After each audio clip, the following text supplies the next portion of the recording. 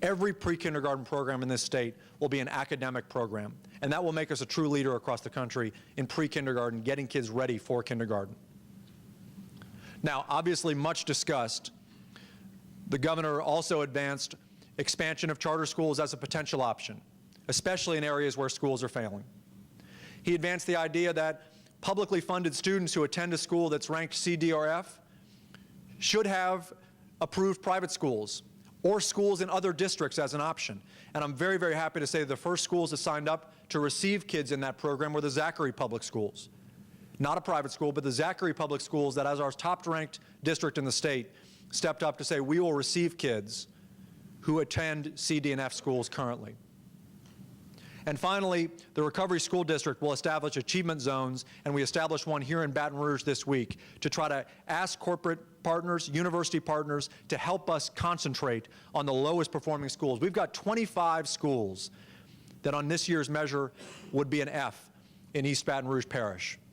The highest concentration of F schools anywhere in the state. We've got to start focusing on turning that situation around. Most of them are south of the airport, north of the interstate, and west of Foster.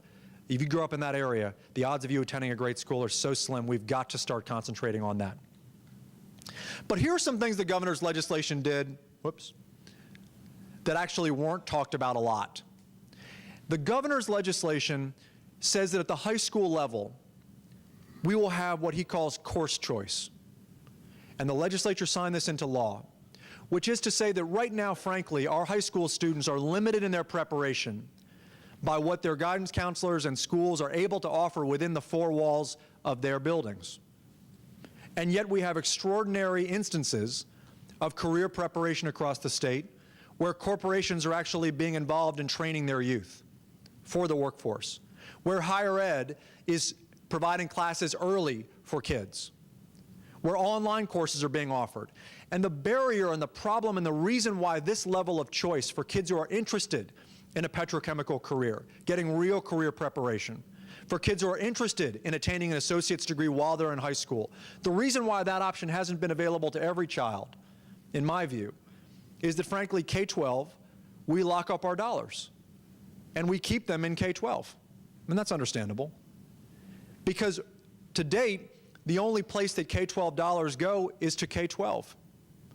Well, the governor's legislation actually says if you are a corporate entity, if you are a university, if you're an online organization, you can actually apply to the state, and the state will run an authorizing process to create courses that specifically prepare kids for graduation, which literally means that our funding formula would now, as available to every child in the state, say to a corporation, if you want to train kids through career preparation courses in our high schools, you will receive the resources from the public dollar to do that, and that any child in the state that is eligible could enroll in that program. On the other hand, we know that a high school diploma, frankly, in and of itself is not going to be, without additional training and education, worth very much in the workforce that our kids are inheriting. And so what do we do with not a small minority, but the majority of our youngsters to whom we cannot say that a high school diploma is enough to get you success in the 21st century, but a four-year degree, just by virtue of the odds, is probably not what your future entails. K-12 hasn't really addressed this challenge. I would say higher ed hasn't really addressed this challenge either. The people who are doing the training is you. And so my question is, why don't we invite you into the K-12 system to actually provide courses for credit now, as is happening in some cases already in this state, to great effect, so that industry has its workforce prepared coming out of 12th grade, so that kids are motivated to take what are rigorous technical courses that are also career preparation while they're in high school, and so that our dollars are helping support you in managing and generating those courses, rather than it just being an act of philanthropy.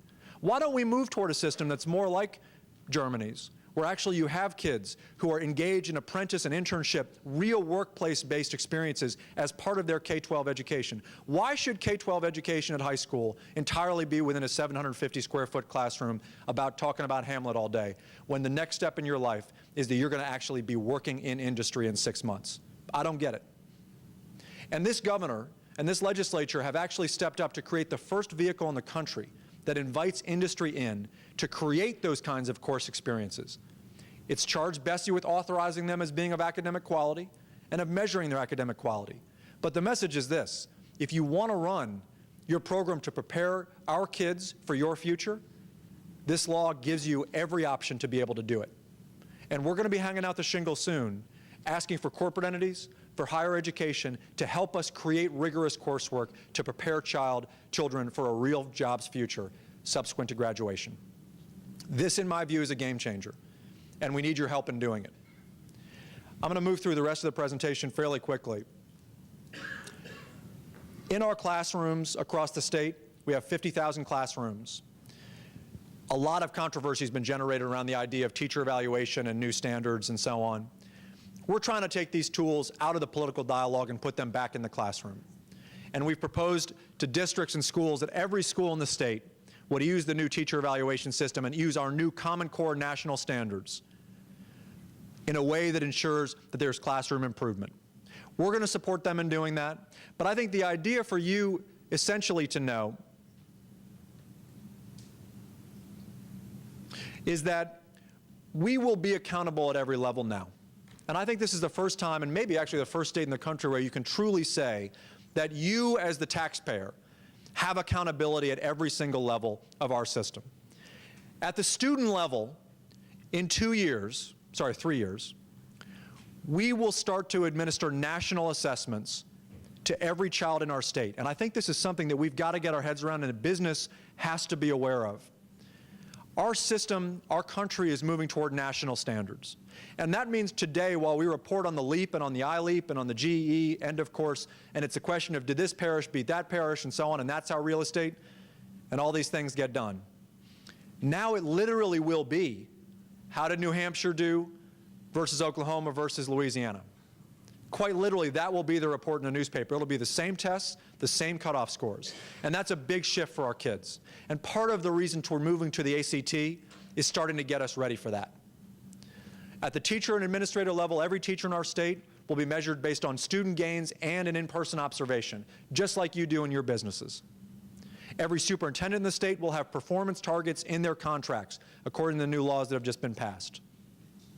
Every school, charter school, district school, and pre-K center will receive a letter grade based on academic quality. And private schools that take public dollars will administer public tests, and they too will receive an accountability system as determined by the State Department by August 1. And finally, every district in this state will continue to receive a letter grade, and the state superintendent will be evaluated in the same way the teachers are. A lot of steps coming up, a lot of work to do. But in the end, as was said, I think all of this stuff is good change, it's good policy change and so on. But it will mean very little at the end of the day unless we implement.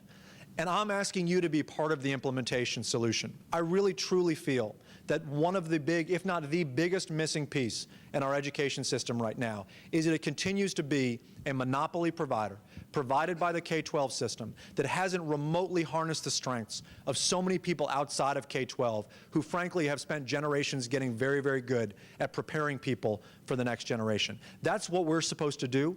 That's what you're really good at. So why don't we invite you in to help us be good at it? If I can ever answer questions about what I've mentioned today, or if there's anything that I can do to help you and your company in the K-12 realm, my email is john.white@la.gov. That's got to be the easy, in a state of frankly hard to spell last names, that has to be the easiest one going. And if you're on Twitter, and by the way, I want to congratulate the association for being on Twitter. If you're on Twitter, it's Louisiana Supt, S-U-P-E, on Twitter. Thank you so much, and I'd love to engage in discussion with you. Thank you.